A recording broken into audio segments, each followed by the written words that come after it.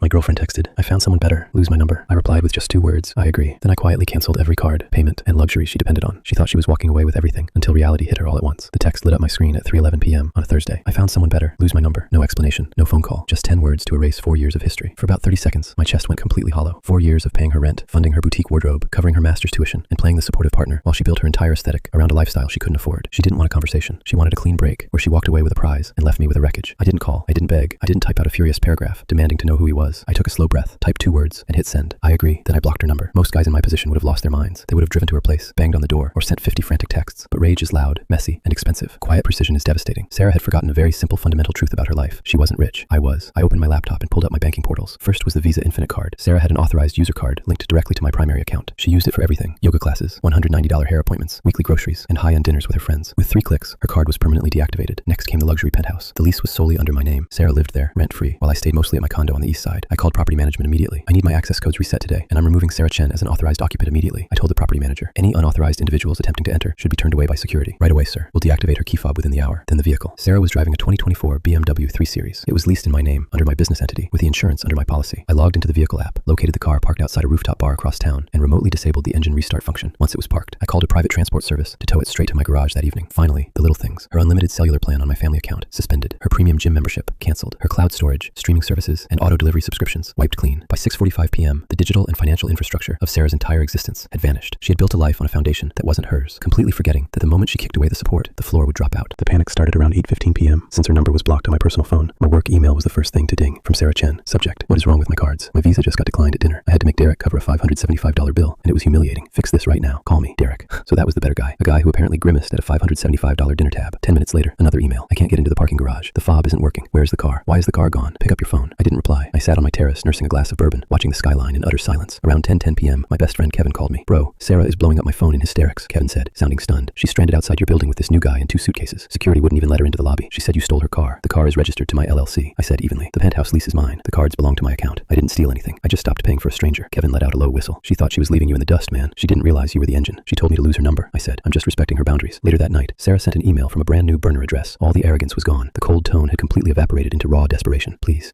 talk to me. I made a mistake. Derek isn't who I thought he was. He literally left me on the curb when security showed up. All my clothes and makeup are locked inside. I don't have anywhere to sleep tonight. Can we just talk, please?" I stared at the screen for a moment. I thought about the 4 years I gave her. I thought about how casually she discarded me the second she thought she found an upgrade. I opened a reply window, typed one last sentence, and closed my laptop for good. "Derek sounds like someone better. I'm sure he'll figure it out."